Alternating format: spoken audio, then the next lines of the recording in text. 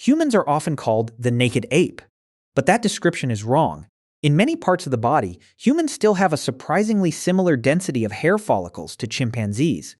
Most of your hairs simply became short, thin, and almost invisible, while the hair on your head kept growing. That strange split may have helped our ancestors solve two opposite problems at once, releasing body heat while shielding the head from the African sun. Look closely at your arm. It is not actually hairless. Tiny hairs cover nearly every part of it. The same is true of your back, chest, stomach, and legs. The main exceptions are places like your palms and the soles of your feet. What changed during human evolution was not simply the number of follicles. It was the kind of hair those follicles produced. Chimpanzees are covered mostly in long, thick, pigmented terminal hairs. Human bodies are covered mostly in short, fine vellus hairs. Those small hairs provide very little insulation, so from a distance our skin looks naked. On the scalp, however, many follicles still produce thick terminal hair, and they can keep growing for years before falling out. That makes the real mystery more specific. Why did natural selection shrink most of our coat while preserving one of its densest patches on the highest point of the body? Losing fur was not an obvious upgrade. Fur is useful. It slows heat loss during cold nights. It shields skin from scratches, insects, and sunlight. It gives young primates something to grip while their mothers move. Nearly every other primate kept a thick coat because a thick coat usually works. So our ancestors must have faced a problem serious enough to make the disadvantages of naked skin worth accepting. The leading explanation is heat. Millions of years ago, early hominins were already walking upright. Later members of the human lineage began traveling farther across increasingly open environments. By around 2 million years ago, early Homo had longer legs, larger bodies, and several anatomical features associated with efficient long-distance movement. These humans were not faster than most predators or prey. In a short sprint, they would usually lose. But over long distances, especially in heat, they had a different advantage. Moving muscles produce enormous amounts of heat. Only a fraction of the energy used by muscle becomes useful motion. Much of the rest becomes body heat that has to go somewhere. If the core temperature rises too far, the nervous system begins to fail. Coordination breaks down. Organs can be damaged. A large active body under a tropical sun needs a powerful cooling system. Most mammals rely heavily on panting, limited sweating, shade, or simply stopping. Humans took another path. Other primates have eccrine glands too, especially on their palms and soles, where moisture can improve grip. Chimpanzees also have them across parts of the body, but humans expanded this system dramatically. Humans also developed a much higher density of eccrine sweat glands than other primates, especially across the torso and limbs. At the same time, the thick hairs covering the skin became smaller. Developmentally, hair follicles and sweat glands are closely related skin structures, so the rise of one system and reduction of the other may have been connected rather than separate accidents. We developed an unusually high density of eccrine sweat glands spread across much of the body. These glands release watery sweat directly onto the skin. When that water evaporates, it carries heat away. Sweating is not automatically cooling. Sweat that drips onto the ground has removed far less heat than sweat that changes from liquid into vapor. Evaporation is the important step, and thick fur can interfere with it. A dense coat traps still, humid air near the skin. It also forces sweat to travel through hair before reaching moving air. That is useful when an animal needs insulation, but it becomes a problem when the animal is producing heat for hours. Short, fine body hair exposes much more wet skin to airflow. Sweat can spread and evaporate across the torso and limbs. The entire body becomes a cooling surface. This does not mean one ancient human suddenly lost its fur and started running after antelope. Evolution works through many small changes over many generations. Slightly finer hair, slightly more effective sweating, and slightly better heat tolerance could each improve survival. Those traits could then reinforce one another. Persistence hunting is one possible example of what this cooling system allowed, but scientists do not know whether it was a major cause of hair reduction. Some human groups have hunted by tracking an animal during the hottest part of the day until it overheated, and that behavior shows what the human cooling system can make possible. But the same system would help during ordinary walking, scavenging, gathering, carrying food, escaping danger, or searching for water. Any repeated activity under intense heat could reward better cooling, Being upright may have made the system even more useful. A four-legged animal presents much of its back directly to the midday sun. A standing human exposes a smaller horizontal surface. Air also moves around the raised torso and limbs. Bipedalism did not create hairlessness by itself, but it changed how solar heat reached the body and may have made an exposed, sweating skin more effective. The result was an animal with a strange strategy.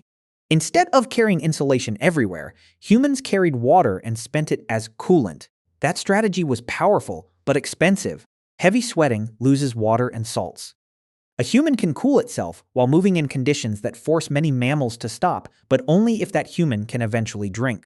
Our dependence on water may therefore be connected to the same adaptation that allowed us to stay active in heat. Naked skin created other problems. It exposed the body to ultraviolet radiation. It increased heat loss after sunset and in cold environments. It removed a layer of physical protection. Later technologies such as shelter, fire, animal hides, and clothing helped compensate.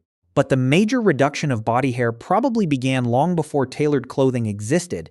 Skin pigmentation became part of the solution. Once dense fur no longer blocked much sunlight, exposed skin needed stronger biological protection. Dark, melanin-rich skin absorbs and disperses ultraviolet radiation more effectively than lightly pigmented skin. One genetic model suggests that strong selection for protective skin pigmentation may already have been operating in early Homo around 2 million years ago. That does not give us an exact date for hair loss, but it suggests that functionally naked skin was already important by then. Hair itself almost never fossilizes, so there is no skeleton where scientists can point to the exact moment the human coat disappeared. Bones reveal changes in walking and running. Genes preserve clues about skin, hair, and sweat glands. Parasites preserve pieces of their own history, but the transformation was gradual, and its exact timing remains uncertain. Then we reach the scalp. If less hair improves cooling, a completely bald body might seem even better. But the scalp faces a special problem. Once our ancestors stood upright, the top of the head became the part most directly exposed to overhead sunlight.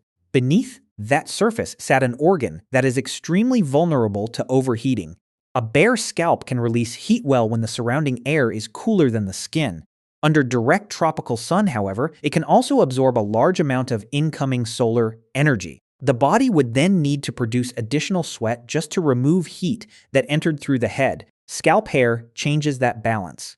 Hair intercepts part of the solar radiation before it reaches the skin. It creates a physical barrier and holds a layer of air above the scalp. This reduces the heat entering the head, although it also reduces how easily sweat can evaporate from that area. Recent experiments using thermal mannequins under simulated solar radiation tested that trade-off.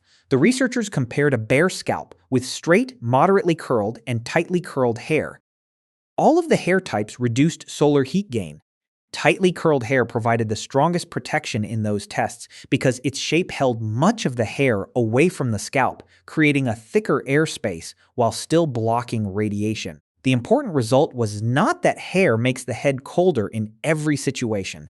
It was that scalp hair reduced the amount of sweat needed to keep the scalp from gaining heat under strong sun.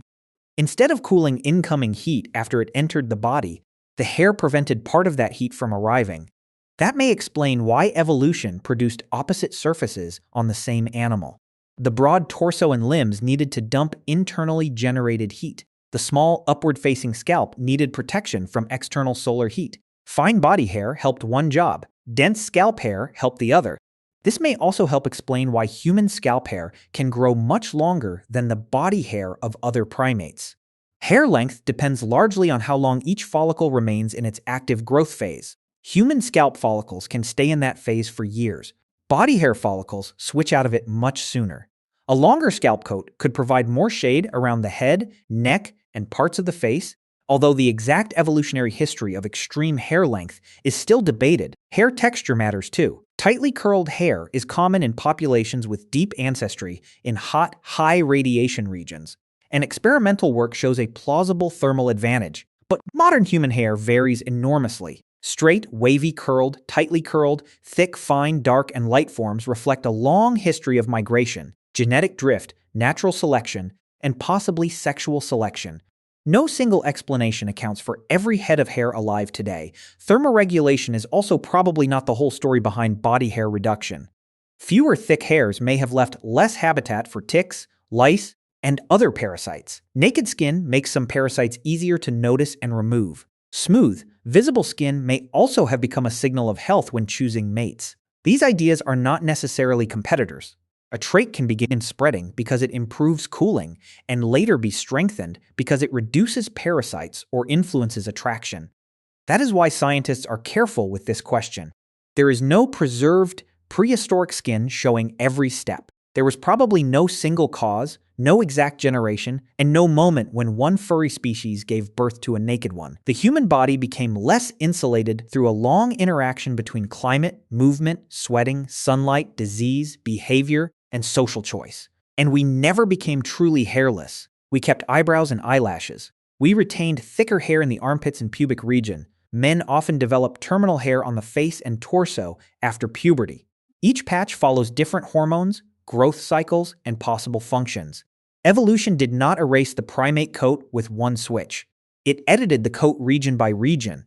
The most important edit happened across the body. Thick fur became a nearly invisible layer of fine hair. Sweat glands became dense and widely distributed. Dark skin protected the newly exposed surface. Together, those traits helped create an animal that could remain active under heat that would stop many other mammals. The scalp followed the opposite rule. There, hair remained thick, grew unusually long, and stood between the sun and a heat-sensitive brain. So humans are not simply naked apes. We are apes with a redesigned coat. Most of the body became a radiator. The top of the head became a sunshade. What looks like an unfinished pattern of missing fur may actually be two different evolutionary solutions meeting at the neck.